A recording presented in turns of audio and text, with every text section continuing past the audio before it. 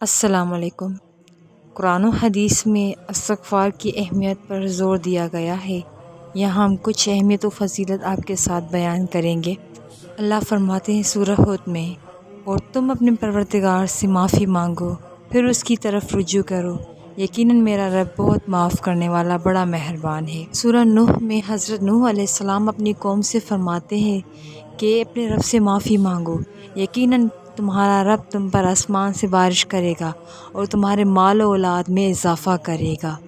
پیارے آقا حضرت محمد صلی اللہ علیہ وآلہ وسلم نے فرمایا، جو شخص لگاتار استغفر اللہ کہتا ہے، اللہ پاک اسے وہاں سے رزق دیتے ہیں جہاں سے اس کا گمان بھی نہیں ہوتا۔ سورہ البقرہ میں ہے، اللہ ان لوگوں کو پسند کرتا ہے جو اللہ سے معافی مانگتے ہیں، یقیناً اللہ پاک رہنے والوں کو اور معافی مانگنے والوں سے محبت کرتا ہے۔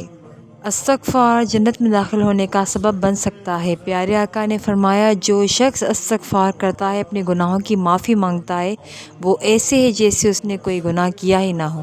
صبح و شام 100 مرتبہ استغفار کریں، اور جب گناہ کا احساس ہو فوراً استغفار کریں۔ ان عمل سے انسان اپنی دنیا اور آخرت میں کامیابی حاصل کر سکتا ہے۔ اللہ ہم سب کی توبہ قبول فرمائے اور ہمیں توبہ کرنے کی توفیق عطا فرمائے، آمین۔